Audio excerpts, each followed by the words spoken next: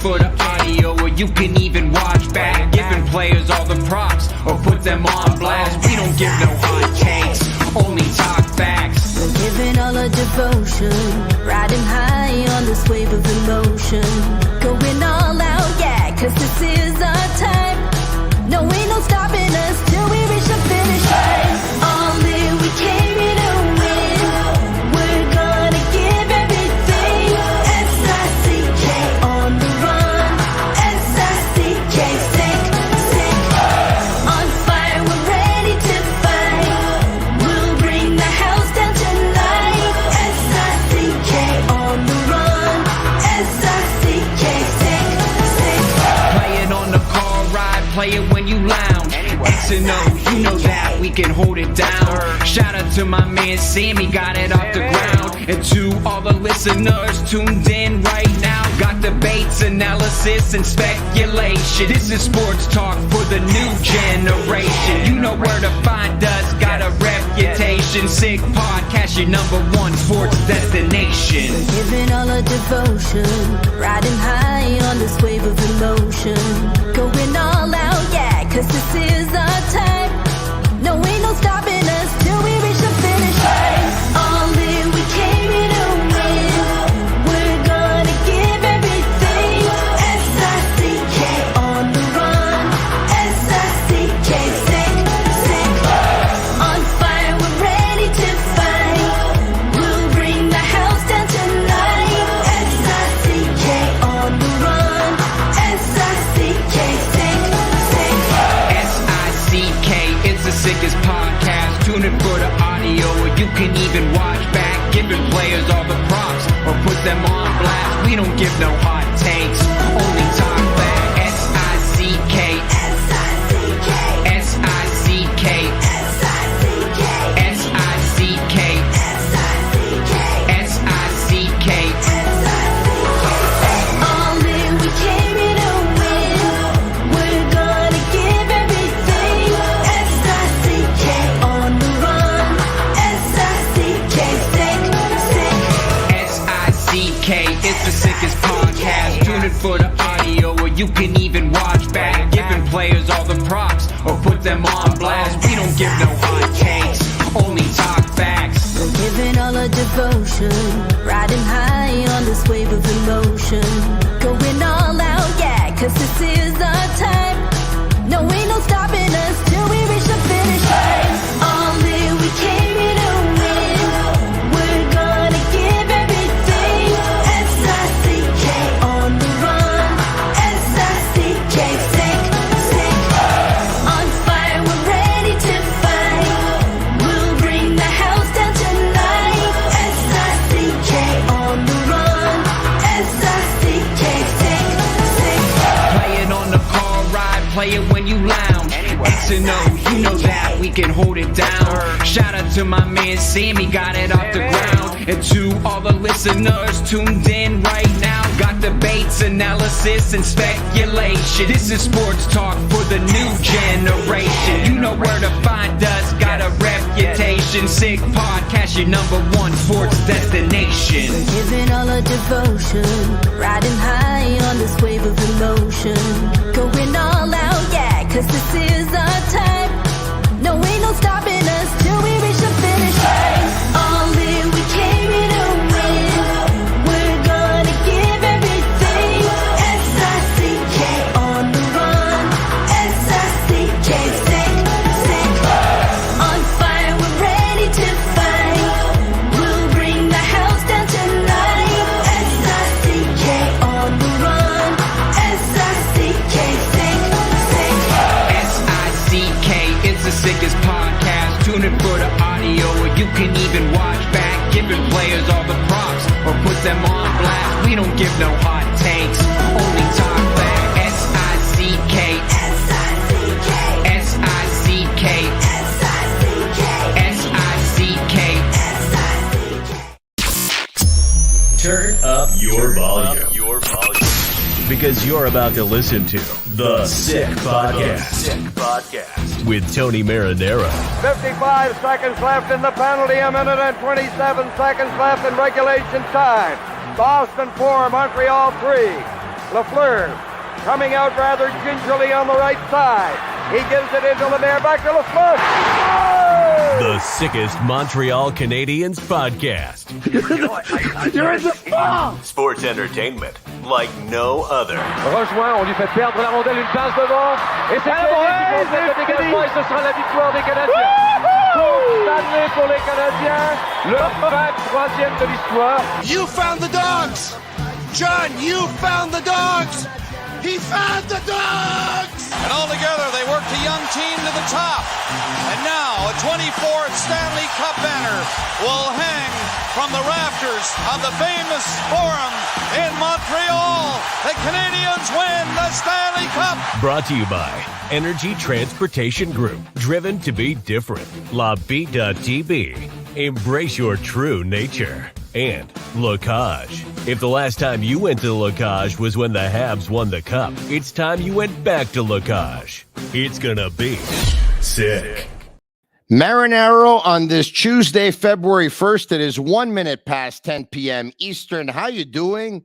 I hope you're doing good. If you're watching live on YouTube, on Facebook, or on Twitter, I hope you tell your friends about it and tell them that the podcast is pretty sick, because the sick army is growing slowly but surely with each passing hour, with each passing day. The Montreal Canadiens, of course, are still off, but the Montreal Canadiens will be back in action this weekend, Super Bowl weekend, when they host the New York Islanders and Bo Horvat, fresh off an 8-year deal at $8.5 million a year, signed a couple of days ago with the Islanders, and they'll host the Islanders on Saturday, and they'll host Connor McDavid and the Edmonton Oilers on Sunday. If you were listening to me earlier today on BPM Spa 91.9 on your FM dial out of Montreal, or you had a chance to watch me earlier tonight with Jean-Charles Lajoie on JC at TVA Sport, you know that Connor McDavid's name came up on more than one occasion today, and it will come up again tonight on the podcast. Usually, Eric Engels is a regular contributor. He usually joins us on Monday nights, but seeing as my buddy Jeremy Filosa was in South Florida for the NHL All-Star Weekend, and CF Montreal opened up their Florida part of their camp, didn't open up their preseason camp because it had opened up about 3 weeks prior to that in Montreal, but they've moved their camp to Florida for the next 3 weeks, where they're going to play 4 games as they prepare for their opening game, which is going to take place, of course, in Fort Lauderdale versus Inter Miami. The Sick Podcast brought to you in part by La Bittt at Tibi. I talked about them yesterday, and I told you that it was a new beer that we were going to talk about. Brewed in Quebec, a winner of a dozen international awards. La Bittt at Tibi offers quality microbrewery beers made with premium ingredients for everyone's taste. La Bittt at Tibi, embrace your true nature. And this is what the can looks like, okay? In case you're wondering, it's actually 3 colors. And this one here is the 5%. And then there's another one, which I believe is 5.25. And there's another one, which is a little bit stronger than that. But I got the 5% there. And there you have it. It's also, the Sick Podcast is also brought to you in part by Locage. If the last time you went to Locage was when the Habs won the Cup, it's time you go back to Locage. The menu will surprise you. And brought to you in part by Energy Transportation Group, a leading full-service logistics provider serving all of North America. They are driven to be different. They are Energy Transportation Group. We're going to try to bring you the next hour full of energy while we talk Montreal Canadiens and talk a couple of things National Hockey League as well. And do we have Eric Engels? Yes, I've been told that we do. And there you have it. In a different lighting tonight, Mr. Engels. A different lighting. It's probably just the angle. Yeah, it is just the angle, as a matter of fact, because the way I'm seeing the portrait behind you, it's on a different angle tonight than usual. But you know what? It's kind of cool because you kind of look at like you're coming in like in a black and white type of thing. And you know, when you take pictures, you know, not every color picture is a nicer one. Some of them are nicer in black and white. And tonight, the fact that you're kind of like in black and white, it's a little bit different. It's pretty cool, to tell you the truth. It's pretty cool. Am I going to offend people by suggesting Connor McDavid is the best hockey player of all time? What do you think? I don't think you're going to offend anyone, and I'd love to pick up on this. I had quite the conversation this morning, and everyone's entitled to their opinion, and I respect everyone's opinion. Safe to say that myself and Jean-Charles Lajoie, who I'm a collaborator on his radio show at BPM Sport and on his TV show at TV Sport, it's safe to say that he and I were not on the same page when it came to Connor McDavid this morning. And the conversation, Eric, wasn't even supposed to start there. We're going to talk about Matthew Tkachuk, and Matthew Tkachuk coming off a 5-point night 24 hours ago. And I was just going to say that when that trade went down between the Florida Panthers and the Calgary Flames, there's a large portion of the hockey world that thought that Calgary won the trade, and maybe one day they will, because Calgary received Jonathan Huberdeau, Mackenzie Weegar, a prospect, and a conditional first rounder in 2025. That's a lot. Florida received a draft pick, which I think was a third or fourth rounder, and Matthew Tkachuk. Some people thought that just Tkachuk for Huberdeau straight up, Calgary won the deal. But Matthew Tkachuk is not only so much better than Jonathan Huberdeau this year, Matthew Tkachuk's got 24 points up on Alexander Barkov. He plays on the same team as him. Barkov centering the first line, and Barkov's one of the best players in hockey. Like, Tkachuk is on fire, right? So I started talking about that, saying, hey, you know what? I think a lot of people thought that it was a one-sided deal for Calgary when it was done. But right now, if you have to name a winner, you have to say the winner is Matthew Tkachuk and the Florida Panthers. And Jean-Charles said, well, yeah, but a year ago they were in the playoffs with Huberdeau, and a year later they're not in the playoffs with Tkachuk. And I said, well, clearly that's not Matthew Tkachuk's fault, right? He's got 71 points. He's doing everything he can. Maybe it's the other guys that have to pick up their game. And then he said something to the effect of, well, it's just like Connor McDavid, right? He can pick up all the points that he wants, but he's not a winner. And I said, what do you mean he's not a winner? And he said, well, he's never won the Stanley Cup. And I said, no, he hasn't, not yet. I mean, up until a year ago, Nathan MacKinnon wasn't a winner either, but he won it. And he goes, no, Nathan MacKinnon is a winner because Nathan MacKinnon isn't selfish. Connor McDavid's selfish. And I said, well, no, he's not. And then he said, yes, he is. And then he said he doesn't have enough influence within his organization to make sure that the right things are done for the team. And I said, well, what are you telling me? You want him to play GM, or you want him to play left winger and right winger and defenseman and goalie too? Anyway, he's not a fan. Like, he was saying, like, you know, if I'd have to draft him, yeah, I draft him, but he's not a winner. Anyway, he and I vehemently disagreed on that. And we've been talking about Connor McDavid, you know, pretty much all day long. But I mean, for me, and I love, and I will pick up on what you just said, Eric. For me, Connor McDavid is by far the best player in hockey. And right now, there's nobody even close. Well, what I had said is he's the best player of all time. And he's never going to touch Gretzky's records. And he's never going to put up 215 points in a season, although he's looking like he could put up 2 points a game in an era where that would have been thought impossible. And I think Gretzky himself would agree that Connor McDavid is a better hockey player. And up until a couple of years ago, I still had Sidney Crosby as the best player that I had ever seen. I'm a big believer that as the game evolves and as the equipment evolves and as the players evolve, that it's hard to look back in time and suggest that somebody else is better. You know, my father would have argued that Bobby Orr was the greatest player of all time. And up until the point that Bobby Orr had stepped into the National Hockey League, he quickly became the greatest player of all time. And then, you know, things evolved beyond Bobby Orr. And you know, like, it's the same. Do I think that Andrei Vasilevsky will ever be able to accomplish what Ken Dryden did in his career? No.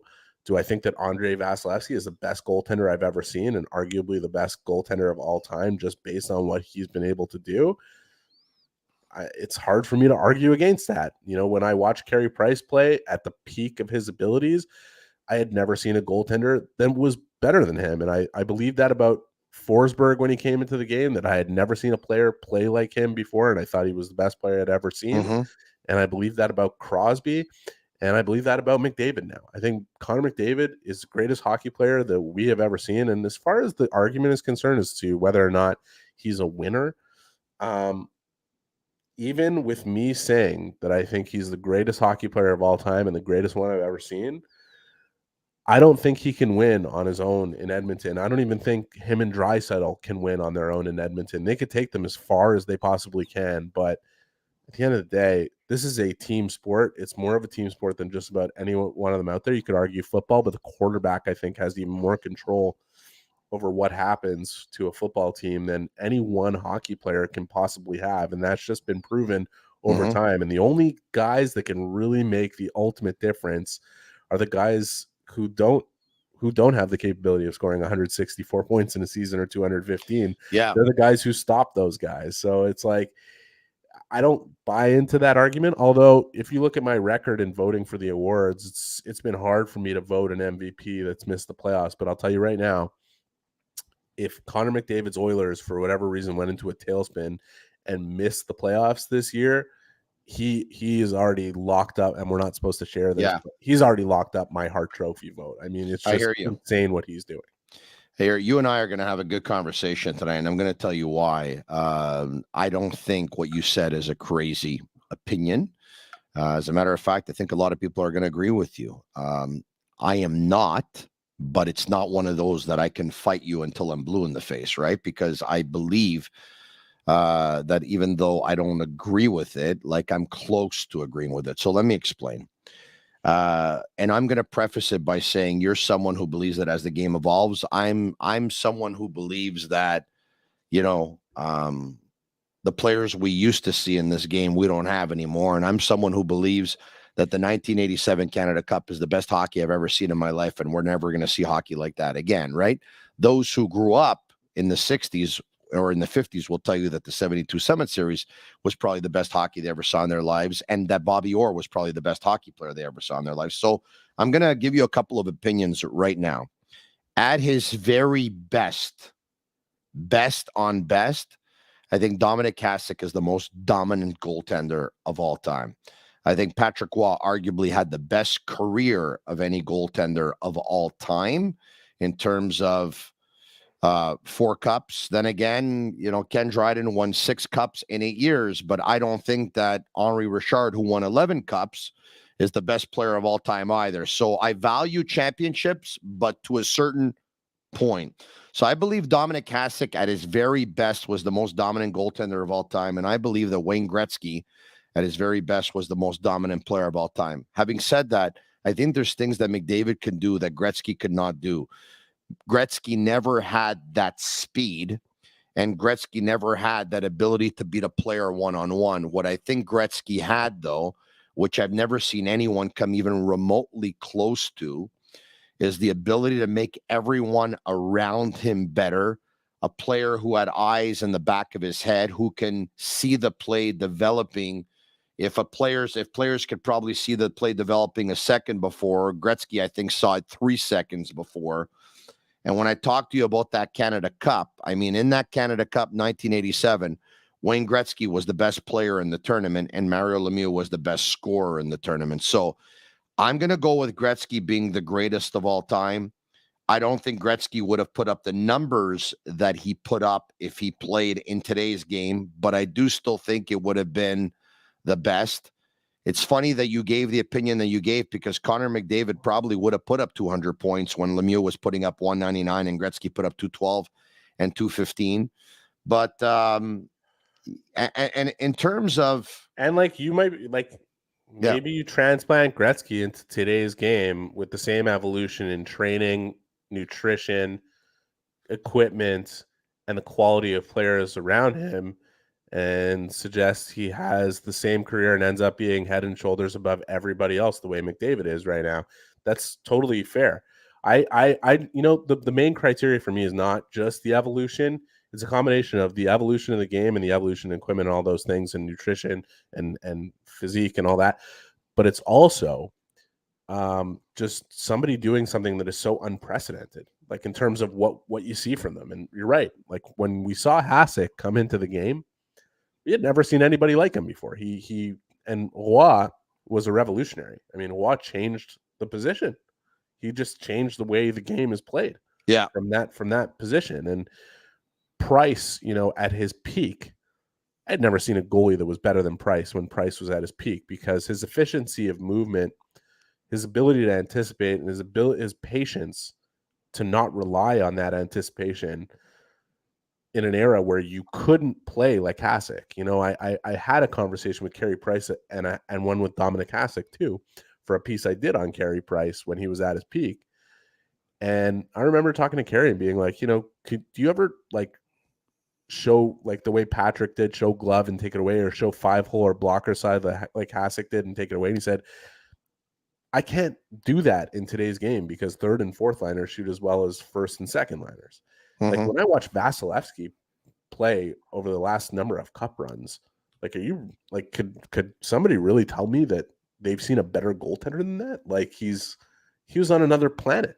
I mean, It was and playing behind arguably the best team for the last 5 years, but without him and with just about anybody else in net, I don't think they win. So it's a age-old argument, and I think there's many different angles to attack it from.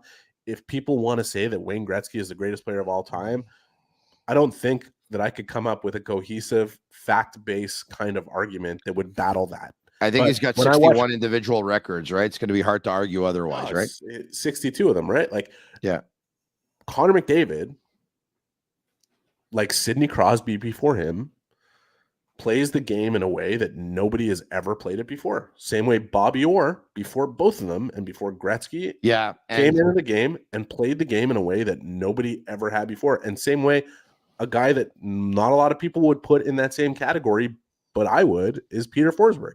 I've never seen a player play the game the way he did when he played at his peak. So Jagger was not too shabby either. I'm going to say this about Connor McDavid to the comment that Connor McDavid's not a winner, okay?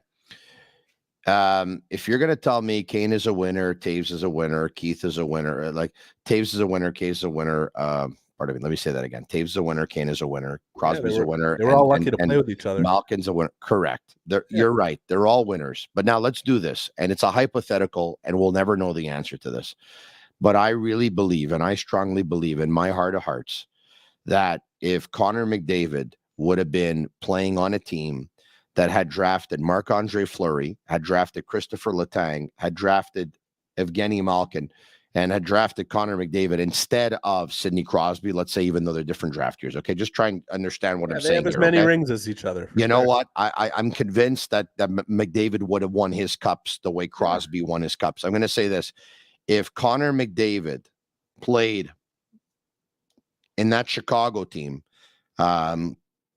with a Patrick Kane or with a Jonathan Taves, one or the other, and played with a Duncan Keith and played with a Brent Seabrook and played with a Dustin Byfuglien and played with a Charmelson, I'm convinced that Connor McDavid would have won Stanley Cups with let's not go backwards. The Chicago Blackhawks too. Let's go to right now, and I could be proven wrong, perhaps even by the end of this year. But I want to say that I think the Edmonton Oilers and Ken Holland are both the luckiest people and the least lucky people in the NHL, in that the pandemic hit, the cap went stagnant, and they couldn't build out the depth of the hockey team the way they'd like to, with McDavid and Draisaitl earning what they're earning. And more McDavid than Draisaitl, because Draisaitl has a pretty friendly deal until his comes up. Yeah. And I say friendly considering what he's been able to do. But I'm looking at that team right now, and I know there's a lot of Oilers fans that would be mad at hearing me say it, and I know there's a lot of people that would disagree, and there's a lot of people even at my network that suggest that the Oilers will make the Stanley Cup final this year and potentially win. I don't believe they will ever win with what they have. And that's with a player that I'm suggesting is the greatest player of all time that we're watching right now, put together a season in this era of hockey. And I know there's, 10 players or 12 players, whatever it is, that are on points for 100 points. Yeah. This guy's on pace for 100 points. This guy, knowing that, and the fact that he's 60 points ahead of them in terms of his pace, I don't believe that they have a team that is structured to win the Stanley Cup. I do not believe that their investment on the blue line, in nets, and in their depth is and I'm saying this, I don't think it's Ken Holland's fault either. The money has not been growing from a cap perspective that would enable them to fill out the depth the way they need to in order to win. Eric, and so long I think as they you're are so structured right. the way they are, I don't think they will. Maybe I'll be proven wrong by the end of this year, and people could call me an idiot, and that's fine. But I don't think they will. Think about this. Sidney Crosby was drafted first in his draft year. Patrick Kane was drafted first in his draft year. Nathan McKinnon was drafted first in his draft year. Alexander Ovechkin was drafted first in his draft year. Take all these great players who all won cups, okay? Crosby, Ovechkin, Nathan McKinnon. Take all these players. Take Crosby, take McDavid out of the equation in Edmonton, and put Crosby there all these years with the supporting cast that McDavid had, or put Ovechkin, or put Steven Stamkos, or put Nathan McKinnon, all guys that were drafted first overall and won Stanley Cups, they would not have won in Edmonton. It's hypothetical. We'll never know. But if I could look into a crystal ball, I would bet my life that they wouldn't have won with that team, with that supporting cast. If you wanted to argue what I'm saying about Edmonton, maybe some Oilers fans would look at some of those blue lines that the Penguins had and say, well, but those were underrated blue lines that played within the structure that they were looking to have. They weren't amazing puck movers, but what they did do was play within the system and move the puck very fast going north. And the goaltending was pretty unbelievable. And that's what it took for them to win. Yeah. If you especially go back through the early years where they were playing Detroit, who was a good enough team to win and beat everyone. Let me ask you a question. We'll turn the tables here. Which team is built better, Edmonton or Toronto? It's a good question. I think Toronto's built better. I don't think there's any question that Toronto's built better. I think if you had to pick a team that you thought would go to the Stanley Cup final this year between those two, and you were forced to make a hefty bet, it's a crazy thing because Toronto has made it out of the first round. Yeah. But I bet on the way they're Toronto is any day over Toronto's the way Edmonton and we got as a team. Eric, we got to stop with the whole championship thing too, okay? Marcel Dion never won a Stanley Cup, but his brother Gilbert did, okay? Yeah. So Marcel is just as much a winner as anyone else. I mean, for me, if you make it to the National Hockey League, you're already a winner in life, period, okay? Jeremy Roenick, the great Gilbert Perreault never won a Stanley Cup. He was a fantastic player. And guess what? If the Boston Bruins don't end up trading Ray Bourque to the Colorado Avalanche, Ray Bourque wouldn't have won a Stanley Cup either. I actually really like Jeremy Roenick in this category. Like, I'm not looking, I don't have his stats on hand right now, but he was an awesome playoff player also. Like, a great clutch player, yes. Great clutch player. Great clutch player, yes. I'm just saying, like, he never won the cup. No. We'll move on because there's like 4 or 5 topics I want to get to very, very quickly if we can, and then I'll let you enjoy your Tuesday night. Brendan Gallagher, let's bring up this picture posted by his girlfriend on social media. They're vacationing down south, and here you go. There's Brendan Gallagher. I'm assuming you want me to focus on the boot and not the fanny pack and everything else that's going on. Yeah. Okay. So he wears the fanny pack. All right. So on the boot, walking boot for Brendan Gallagher. So look, we knew it was a foot injury, but there you have it, the walking boot. I guess that's news for you guys, and maybe it's upsetting that it's not for me or for any of the reporters that are on the beat, but we've been seeing him walking in that boot for a few weeks. Yeah. It just, I'm not huge on the whole injury stuff, like reporting injuries. It's a weird place to be in. I'm not suggesting it's not an important part of the job. We are reporters. We should be reporting what we see in this and that, but the team comes out and says it's a lower body injury, or it's some other people have said it's an ankle injury, or what. Like, what else am I going to contribute to that I need to say that I've seen him walking around in a boot for 3 weeks? I mean, it seems pretty obvious. They have a timeline. He's out for, I think they said 2 months, right? So yeah.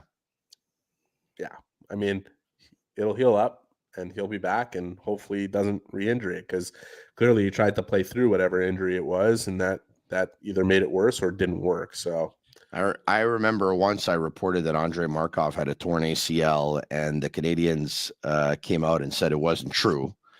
And so then I had to go into specifics after it that. turns out he had 2 of them. Oh, yeah, he definitely did. All right. Speaking of injuries, Sean Monahan.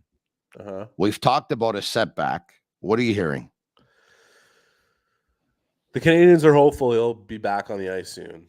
Whether or not he will be we'll find out. They're hoping that he can come back prior to the deadline and play a strong sample of games. If that was completely off the table, I think we would have heard about it by now. They're certainly being very guarded with the information. They said that they would provide an update by the end of the week, and now it's into the next week because it's the bye week, and they don't have much incentive to say much of anything on that subject. I don't know if they're as private with teams that call and say, what's the deal with Monahan? But right now, I think they're in protective mode, protection of the asset and protection of the player too, and his reputation and what he'll be able to accomplish coming off of this injury, and for his future. I think, the Canadians, when you look at their management group, Ken Hughes is a former agent. Gorton worked in New York and is known as a particularly private, quiet dude. And, I think they see the whole injury thing as like, we're transparent on virtually everything, but this is something that we're not necessarily going to change. And maybe that'll frustrate people in my position and some reporters, and I know it certainly will. Maybe it'll frustrate some of the fans who want more clarity on those issues. But I think the way they see it is like, too bad, if there's some things that we're not going to tell you about what's going on with our players, and that's just the way it is. I can, you know what, even though we every now and then we make a big deal out of it, I can understand wanting to not divulge injuries because you want to protect the player. Really, I can. Okay. It's easy to understand their perspective on it. Whether, of course. It's also easy to understand we want more. We want to know. Like, what's the deal with Monahan? What's the deal with Gallagher? Why are they out this long? What are they going to be? We all want to know. We want to have the answers, but it's very easy to understand why they don't want to provide them. Yeah. So we'll see if anything ever changes on that front. But I get the feeling like I look at Kent. He's a former agent, and he probably would have been saying, I don't want anybody knowing what's going on with my players. And if they don't want it out there, then I certainly don't want to be the person telling. And I look at Jeff Gorton, who's, old school, quiet type of guy. And like, I see the incentive. And I don't think you need to break down the characters of either guy to understand why they want to keep these things hush hush. And, unfortunately for them, there's a lot of us around, and we're going to find out, and we're going to put it out there here and there. But, you hope they could be as accurate as possible with their timelines that they do provide and what the injuries are and whatever information they do provide. It gets a little murky when, like one day Joel Edmundson has an lower body injury, and the next day it's an upper body injury. Then it's okay. Like, can we get like a straight answer? Like, you may not give us the details, but let's get a straight answer. Yeah. Pierre LeBrun says he's hearing Edmonton and Los Angeles for Joel Edmundson. George Larac, who's a regular contributor right here on the Sick Podcast, joined us last week, and he admitted that he told the Edmonton Oilers what he thought of Joel Edmundson as a player and his health status over the last couple of years. He believes he's damaged goods, and he believes he's on a downward spiral of his career. So he basically told the Edmonton Oilers, buyer beware. But the Oilers, they're out there, and my question to you is, do you see Joel Edmundson going to the Edmonton Oilers anyway? Do you see him going to the Los Angeles Kings with Marc Bergevin whispering in Rob Blake's ear, hey, by the way, I went to get this guy and he helped me a lot in the playoffs a couple of years ago? Or is Joel Edmundson not being traded at the deadline? Well, listen, I mean, I'd go back to November in terms of, and I wrote on this subject that Edmonton and Joel Edmundson is a thing. I mean, and it's definitely been discussed, and it is going to continue to be a thing until Joel Edmondson's either a part of the Montreal Canadiens or isn't come trade deadline. And ultimately, it's all going to come down to whether or not he can come back healthy soon. People are aware of what his injury status is and what it has been for the last couple of years, and there is a buyer beware tag on him that they're concerned. I would also say that if he's able to come back healthy soon, everything I said about the Edmonton Oilers, if they decide to trade for him, that's a move that if I were in their shoes, that I think would bolster their chances to actually win. It might change some of the comments I made earlier that they're never going to win if they don't add those types of players. And that's because I really He's a playoff think player. Edmondson's a playoff player. he's a playoff player. He's a culture player. He's a guy who brings people into the fight. He's a guy who will not ruffle the feathers coming into a group, but if anything, bolster the tightness of the group. He's a great teammate. And he is a guy that players do not enjoy playing against. He's a physical, huge guy who makes his presence felt on the ice. And especially in the playoffs when refs don't call as many penalties as they do in the regular season. I also think opinions on his play from Montreal Canadiens fans and people who watch the Montreal Canadiens are really lacking the context of his season. For one, that he started trying to catch a moving train, having missed the first while of the season. But more importantly, that he was paired with a different rookie on a nightly basis and the guy playing there offside and him having to be a stabilizing force and playing above the role that he would be in to whatever team he gets traded to. Like this guy, the scouts know exactly what he is and what he can be if he is healthy. Yeah. And they know the value for a potential playoff run. Now they have to see if he's going to be healthy and that he can stay healthy before they make that type of gamble. Edmonton, he's on a below average team. He's not going to look great besides the reasons on top of the reasons that you gave. He's on a below average team. Yeah. The 2021 run is not that far out of view or focus for anybody who'd be interested. Edmonton makes a ton of sense. And, I didn't read what Pierre said. It's been an off week. I don't doubt it for a second. Los Angeles makes a ton of sense considering their need for left-handed defensemen. And Bergevin being there and knowing what Edmondson is all about. Rob Blake being a former defenseman of that ilk with much more, albeit much more offensive ability, but a real physical edge to him and size, would understand the value of that for a playoff run. And they've got room to burn and a team that's up and on the rise. And so 2 years with Edmondson, 2 runs makes a lot of sense.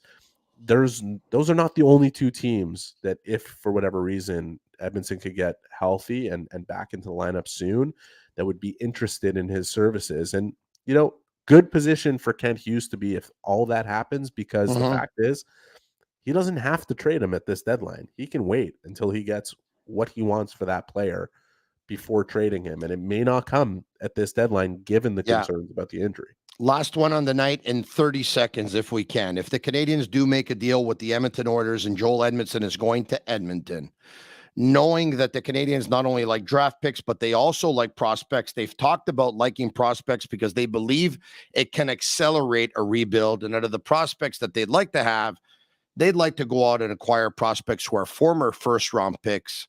Do you think that Gordon and or Hughes believe that a change of scenery going to Montreal could be good for Jesse Puljujarvi? Yes or no? And why? 30 seconds.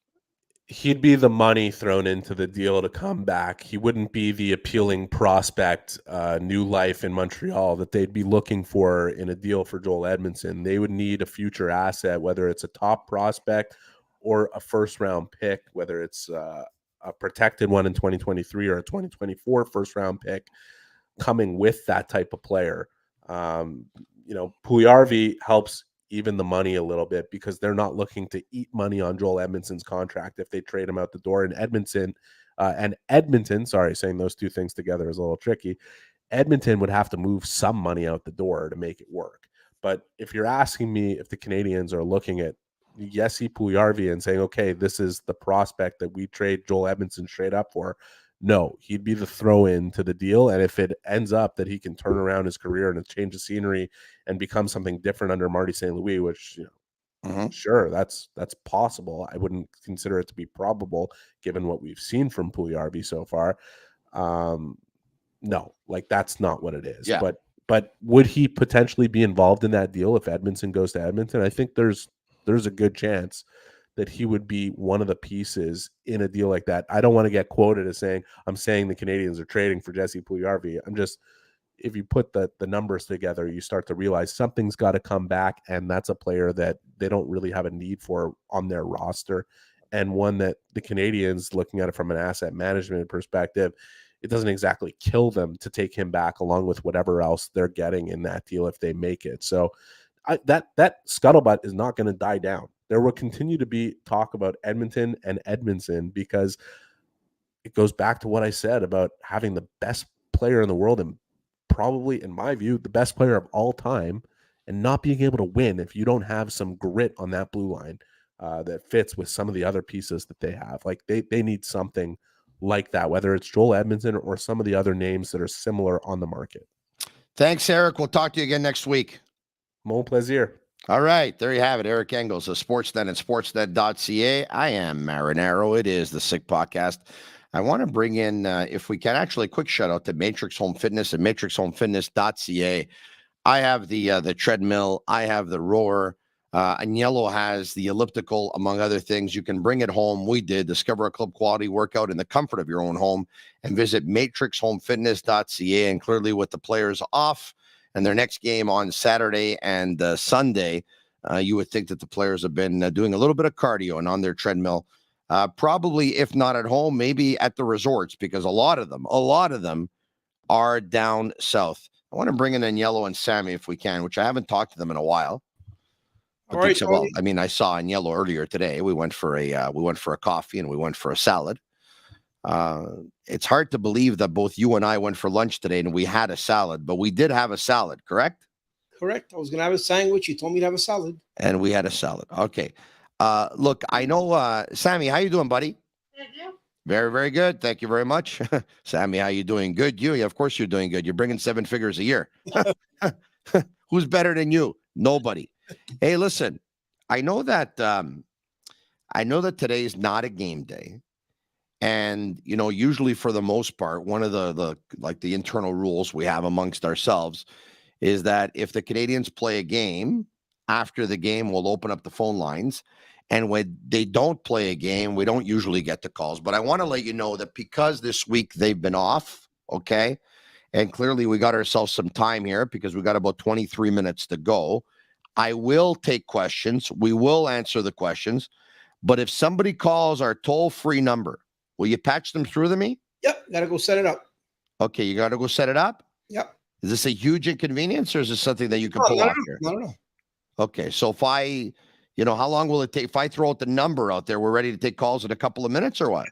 A minute. 1 minute. 1 minute. Whew. In a minute, I had a son. All right, thanks, Agnello. Okay, we'll talk to you soon. All right, and there's the number up on the screen if you're watching right now on Facebook Live, on Twitter Live, or on YouTube Live. The number, toll-free, to call me, and it's pretty cool because you'll call, you'll say what your name is, where you're calling from, what you want to talk about, and chances are it's Agnello who's going to answer the phone, okay? Now, if this podcast brings a tremendous amount of pleasure to your life, okay, and you have millions of dollars, and you want to add someone to your final will and testament, I mean, if you'd like to do that, I mean, by all means, if you want to call Agnello and say, hey, Agnello, let Tony know that I'm adding him to my will, the way it's happened for some people in life, by all means. I mean, I'd be more than honored, right? Especially if you want to, leave me with a condo in Florida or with some millions. I mean, I would definitely appreciate that. Thank you very much. I appreciate it. Thank you. In the meantime, I will continue to keep you company here on the Sick Podcast with pleasure, of course. The number is toll free. It's 1-888-585-SICK. 1-888-585-SICK. 1-888-585-7425. Now I'm going to get a bunch of people calling me saying, hey, you know what, Tony? I will leave you in my will, and this is what I'm going to leave you. I wonder what people are going to leave me exactly. Please do more than what they did on Three's Company, where the gentleman who used to visit Janet's flower shop every day ended up leaving her a vase, which she thought was from the Yuan dynasty. But then Larry broke it, and when they put the pieces together, they realized that it was not from the Yuan dynasty. Was it Larry that broke it? Or it was Jack that broke it. I think it was Jack that broke it. But anyway, Anyway, it was made in Taiwan, so it was a fake. It wasn't worth anything. But unless you're my age and you never watched Three's Company, you have absolutely no idea what I'm talking about. And I just lost all of you right now, and I'm sorry if I did that. But if you want to call in to tell me what you'll leave me in your will, this could make for some great conversation too. We have Gabriel in Halifax. Gabriel, how are you? Hey, Tony, how are you doing? Very, very good. If you don't mind me asking, well, how old are you? I'm 32 years old. Well, there goes leaving me in my will. I mean, I'm 50. I'm going to go before you, so I don't think there's anything you can leave me. What's on your mind, Gabriel? Hey, so you were talking about the prospect for the Oilers, and what the return was gonna be for a guy like Edmundson. And me and my buddy Randy, by the way, we work on the Navy base here, and we're big Habs fans. Oh, really? Oh yeah, and we're talking about the prospects and everything every day. And we were just exactly talking about a potential trade with the Edmonton Oilers, this morning, and Puljujarvi obviously was in the name, but the name that came up was Xavier Bourgault. Defenseman from the province of Quebec, right? Little kid from the Q. What do you think about that? His name has come up because anytime we talk trade in the province of Quebec, there's a couple of players who come up. Xavier Bourgault is one. Oh, he's the centerman. Xavier Bourgault. I was thinking of who's the one that I was thinking of? I know my buddy Randy was talking about Bouchard. No, so Xavier Bourgault obviously is he's the centerman. He plays in the American Hockey League. His name has come up quite a bit with the Canadians. Jacob Pelletier, who's a winger with the Calgary Flames. His name has come up quite a bit. And, here in Montreal, whenever the Canadians, you're going to hear trade, you're going to hear of Quebec-born players coming the other way, coming to the Habs, right? Because I know Patrick Roy has really, really good words for Xavier in Quebec City there with the Ramparts. Well, he played. Yeah, well, listen, but he didn't play for the Ramparts though. Xavier played for Shawinigan. No, I know, but when he he coached against them, obviously. Yes, yeah. In the queue, right?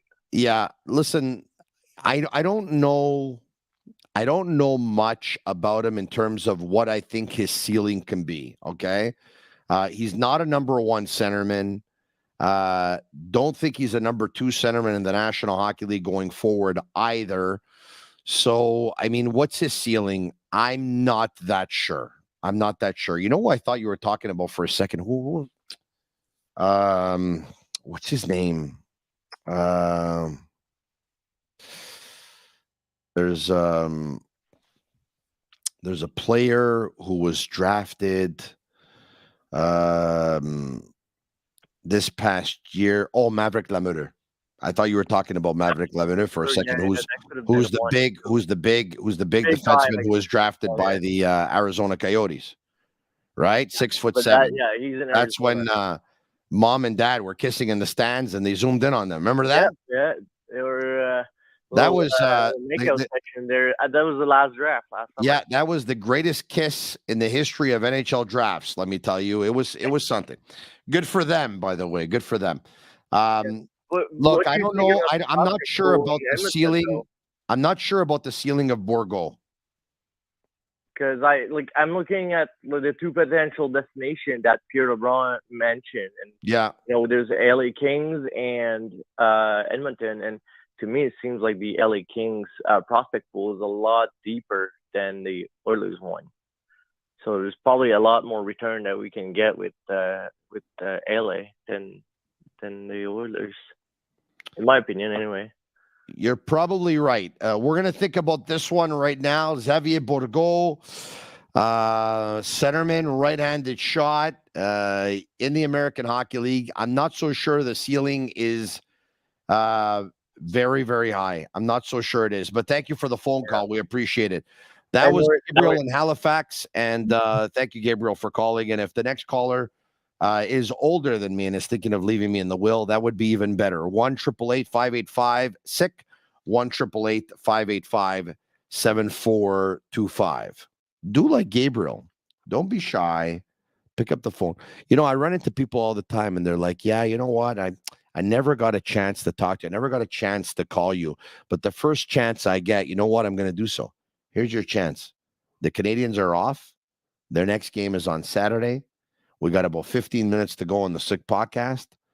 And if you like what you're hearing and you like what you're seeing so far, folks, share the Facebook or the Twitter or the YouTube with your friends. Hit the like button and comment SICK, S-I-C-K. And if tomorrow you're going to listen via Spotify or Apple or Google or whatever, leave a 5-star review. I love Spotify. All right. Agnello and Sammy, you let me know when we have someone else calling us. They're probably on the phone right now. I once said to Agnello, I said, Agnello, why don't you patch in the calls faster? And he goes, well, I like getting into a conversation with people. So he's a pretty sociable guy too. So you might even end up having a conversation with Agnello. We told you yesterday that we're going to hear from a WWE performer in the next week. We might actually even hear from 2 of them if all goes well. So I got word from the WWE, and I think we're working on something which will be kind of cool. Throw out some comments, some questions if you want, or some callers. We'll get to the comments. We'll get to the questions. Do you think Mayu ever plays in a Habs jersey? This coming from Ryan Baker. Yes, I do. Yes, I definitely do. I not only think he plays in a Habs jersey, I think he's going to be a pretty good player in the National Hockey League. I think his talent, it doesn't lie. He's good. And he knows that he's not unanimous, that, some believe there are warts in his game. There's warts in everyone's game. It looks like, it sounds like he knows what they are. That hat trick last week that he scored, including the third one off of Michigan, it's very rare that you see 6'5", 220-pound defenseman picking up a puck behind the net and scoring a goal off of Michigan like that. I mean, the kid's good. Bob in Greenfield Park. Bob, how are you? Very good. You? Very good. How old are you, Bob? I am going to be 64. Going to be 64. Okay. Should you go before me? Is there any chance you leave me in the will? I mean, do I bring pleasure to your life by doing this podcast at all? Or Tony, you might have to go on the bottom of my 3 grandkids, my 2 kids, and my wife's Italian too. So there might be a little bit of a problem. Oh, yeah.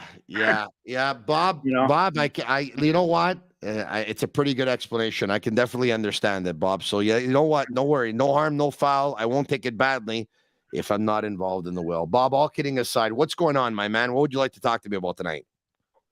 I was thinking of Edmonton last week, that when you were talking. But I also want to say about your show is great. I listen to it almost every night I can. Thank you. I've been on pension for a long time, and I've been listening and watching you for a while. Thank you very much. Keep on the great work, and you got a good team with you. Yeah, I definitely do. Bob, I've surrounded myself with good people, and I think that's the most important thing. I have a lot of trust and faith in Agnello and Sammy and Juliana, who's Sammy's sister, who does really good and hard work behind the scenes as well. Behind the scenes, they don't get the glory, but I'm glad you brought them up because this is not one person; it's a team. And I had a big decision to make at one point. It was continue doing what I'm doing, and I had been doing it for 20 years, and I didn't think I was going to get bigger than what I was, and I thought that it was that was it. And I just saw a lot bigger for the podcast. I think the possibilities are endless.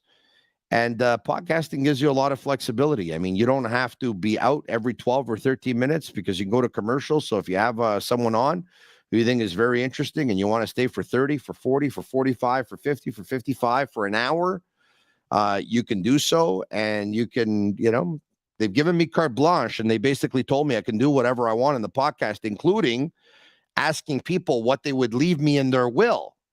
And so I'm having a lot of fun, Bob, but Agnello and I met for lunch earlier today. Okay.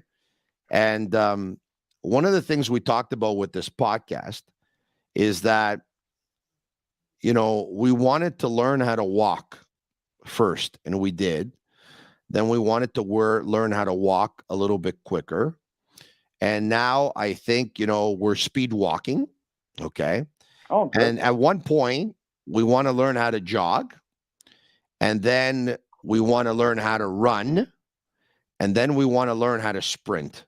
So we're already preparing basically what the next phase of our podcast is going to be, whether it's at the 3 months from now or 6 months from now.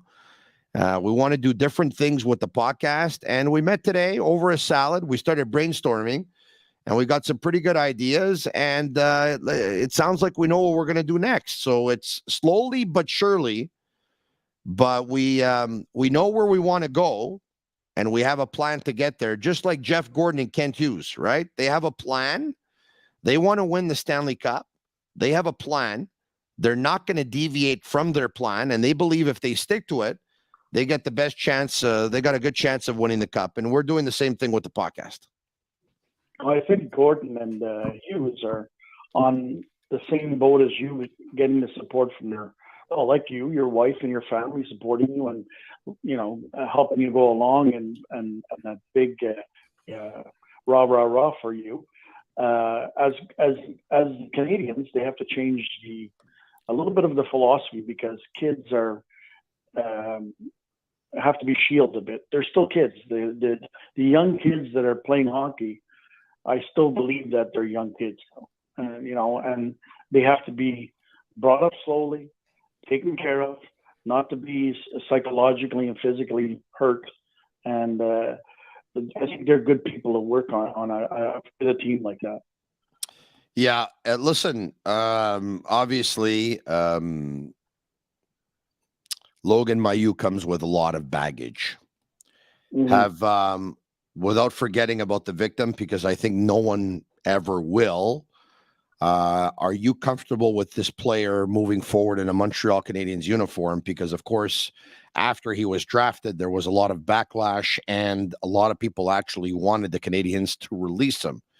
They chose to hold on to him, and they said that they believe that they can be a better service to him if they help to rehabilitate him and end up trying to make a positive out of a very negative situation instead of releasing him.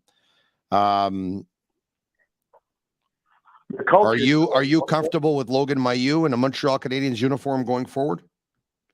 He's a kid, and the culture in that room when it happened had to be adjusted. It never is. As long as I've been around, the culture's usually been hidden. So I mean, that's why I think that hockey in general is going in the right way, and forgiveness and realizing that we're bringing kids into minors and hockey that are 13, 14, 16, 18-year-old. If they're playing hockey as much as they can, they're losing out on other stuff. So we need to really promote that other stuff, right? Yeah. So, I mean, I think it's like a family, like I just said, like you're bringing up your kids, same thing, right? Appreciate taking the time. Hey, thanks so much for giving me a call. Much appreciated, Bob in Greenfield Park. I'll meet you one day. We have a mutual friend. I'll meet you one day or something like that. Oh, really, eh? Grab a coffee. Yeah. So you can share with a mutual friend this, by the way, unless you want to keep it private. He lives near you. It's Derek Cruzy. Oh, Derek Kersey. Yeah. Derek Kersey. I was talking to Derek Kersey earlier today. No rest for the chef. That's right. If you see him again, Derek, you know Uncle Bob. Yeah, I'll let him know. I'll send him a note right after the show. Derek is a good man. Have a coffee. Yeah, Derek and Danielle are friends of ours. We'll talk to you soon. Thank you so much. All right, there you have it. Bob in Greenfield Park. By the way, speaking of which, listen, two heads are better than one, 3 heads are better than 2, 4 heads are better than 3. We're pretty humble people, even though I don't always sound like it, but it's kind of like part of like my persona type of thing. I just like to have fun every now and then. But if you have ideas for the podcast or you have special requests or there's things that you'd like to see, if there's things that you've wanted for a while and we haven't been able to deliver yet, email me, Tony@thesickpodcast.com. Tony@thesickpodcast.com. There you have it. Agnello, going forward, maybe we should put up the my email address, right? And just email me, Tony@thesickpodcast.com. no problem. And I try and get back to as many emails as I can. I will tell you that I do read all of them. So if you're going to throw out an idea there that I think is pretty cool, I'll go to Agnello and I'll talk to him about the idea. If he thinks it's a great one, I'll tell him it comes from me. If he thinks it's a terrible one, I'll tell him that it comes from you. All right. Okay. More questions, more comments, more phone calls at 1-888-585-SICK, 1-888-585-7425. I thought that was funny too, by the way. Do we have any other calls? If not, bring up some questions in yellow. McDavid is the no-brainer to win the Art Ross for your hockey pool. Would you pick McDavid to win a Game 7 over any other player? Would I pick McDavid to win a Game 7 over any other player? Well, you know, it'd be hard to argue with Crosby in the last 15 years to win a Game 7. But, I mean, you take a look at the players now. If you had Nathan McKinnon, or Cale Makar, or Connor McDavid, Ovechkin, Crosby, Malkin, like, would you take Austin Matthews to win a Game 7? You probably wouldn't because they've never won, right? Would you take Marner? You probably wouldn't because they've never won. I wouldn't have any problem, you know, taking McDavid to win a Game 7, even though he never has. But once again, folks, like, you know, Eric just said it, like, it takes a team. Like, you can't win it by yourself. It takes a team. But let's just say, you know what? Your team was even to mine. My team was even to yours. And I had Connor McDavid on my team. I'd feel pretty good about my chances. Because I know that in your room, McDavid's up on that board and you're trying to come up with a game plan to shut him down. And if I have Connor McDavid, I'm going to play the living daylights out of him 25 minutes a game, knowing that the more he's on, the more you're going to try and defend against him. And the more I'm going to have the puck, and I think there's a better chance of me winning. I know he's never won, folks, but once again, if he had the team, he would. You know, if he played with Malkin and Letang and Marc-Andre Fleury and Jordan Stahl, he would have won a cup in Pittsburgh. You know, if he was there instead of Crosby. If he was with the Capitals instead of Ovechkin, I believe they would have won the cup. If he was with the Chicago Blackhawks instead of Patrick Kane, I believe he would have won the cup. If he was with the Colorado Avalanche last year instead of Nathan McKinnon, I believe he would have won the cup. My opinion. We'll never know the answer to it, right? But, I mean, last year you probably could have made an argument that Cale Makar, you know, could have given Connor McDavid a run for his money for the best player in hockey. But, I mean, McDavid's on the other side of the street right now. Like, he's on the other side of the street and he's looking at everyone else and he's like, guys, I'm over here. He's on the other side of the street. All right. Where are we going here? Hey, T, name your top 3 players on the Habs that will be traded by this year's deadline. My top 3 players on the Habs that will be traded before this year's deadline.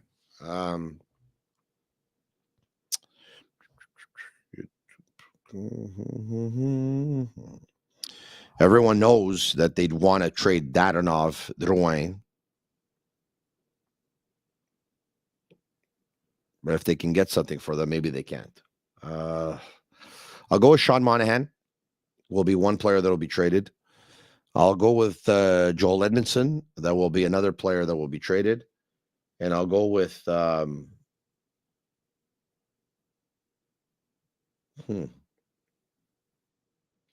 I'll go with Monahan, I'll go with Edmundson, and I'll go with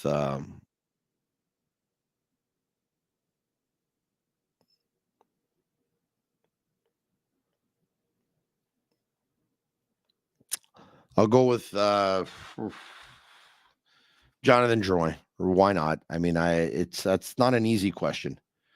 Chris Weidman. Chris Weidman will be traded. Let me rephrase. I'll go with Monahan, I'll go with Edmundson, and I'll go with Chris Weidman. I think there's more chance of those guys getting traded more so than anybody else. Yeah, that's the way I think it's going to go down. 1 or 2 more. We have the next French superstar on the roster. He's Raphael RV Pinard. I don't think Raphael Harvey-Pinard is going to be a superstar in the National Hockey League. I do believe he's an NHLer. I do believe he's going to have a nice career. I do believe he's not going back to the well, he probably will go back to the American Hockey League because, they're going to probably play more significant games down the stretch than the Canadians. But when next season opens up, Raphael Harvey-Pinard is going to be in the Montreal Canadiens. I love this young man. Honestly, I do. I've never met him before. He seems like the nicest kid in the world. I hear he is. I know I've heard he comes from a great family. I know he was a great student. He's just a perfect guy to look up to. If you're a young athlete, you look at him and you say, wasn't drafted the first time around, kept plugging away, love for the game, passion for the game, never gave up, all heart. He's the type of guy who gives you an honest effort. Like when he wakes up every day, he can take a long look in the mirror. He can feel good about himself. And unfortunately, there's some players on this team who cannot say the same. And there's some players in the league who cannot say the same. Raphael Harvey-Pinard is a real one. I don't want to put any pressure saying that he's going to be a superstar. I don't think he will. I hope he will. I don't want to put any pressure saying that he's got to be a first liner going forward and be that and stuff like that. If he ends up being on the first line for an extended period of time, well, then great for him. But, it's not easy for kids from Quebec to play with the Montreal Canadiens because the expectations become very high. I'd like to make this kid breathe and breathe easily. And I think it's going to serve him better. Not only him, but all the other players who are from the province of Quebec. So I like him a lot. I really, really like him a lot. All right. On that note, I like all of you a lot as well. Hey, once again, if there's things you'd like to see from the Sick Podcast, if there's things that, if there's an idea that you have, if there's, for example, somebody wrote here, and this is the reason why I bring it up. I mean, you don't have to play program director. I think I have a pretty good idea with what I want to do with it. But at the same time, hey, if you have any ideas, why not? But somebody wrote that they'd like to have, like to be able to assist if there was a live show, right? Well, right now I'm doing the show from my house, right? I've set up a podcast studio in my home, and I don't think I'm going to be doing any assisting in my home. I'd be okay with it. My wife probably wouldn't be, but that's okay. No, but it's not a very big home, so there's not too many people we would be able to get in here. I've had people watch the podcast before in my house, by the way, but if we're going to have a live show, I'd like to be able to get, let's just say 20, 25, 30, 35, 40, 45, maybe 50 people watch the show. So that's something to think of. I mean, I think it's something that I'd be open to, that Agnello would be open to, that Sammy and Juliana would be open to going forward. So, you know what? If there's something like that, send me an email, Tony@thesickpodcast.com. That's it. Marc-Andre Perreault is a regular on Wednesdays. I think he's probably going to end up joining me on Thursday this week. And if all goes well, maybe George Larac will join me tomorrow, and I'm just going to invert them. Why? Because Marc-Andre Perreault's on a ski trip, I believe, somewhere in the United States. I think he gets back late tomorrow night, so I might just invert him and George Larac, and we'll see if we can add someone else to the show as well. Once again, go on Google or Apple or Spotify and leave us a 5-star review. We definitely appreciate it. It goes a long way. We'll love you for it. And message SICK, SICK, like what you're watching, share it with your friends. And even though I joke very often, if by any chance you want to leave me in your will, I've always wanted to have a nice condo in Florida. Have a good night. Pretty Sick Podcast. I'm Marinaro. And that's a wrap. Hope you don't miss us too much until next time. Follow the Sick Podcast with Tony Marinaro on YouTube, Instagram, Facebook, Google Play, and Apple Podcasts. The Sick Podcast is brought to you by Energy Transportation Group, driven to be different. Tibi, embrace your true nature. And La Cage. If the last time you went to La Cage was when the Habs won the Cup, it's time you went back to La Cage. The menu will surprise you.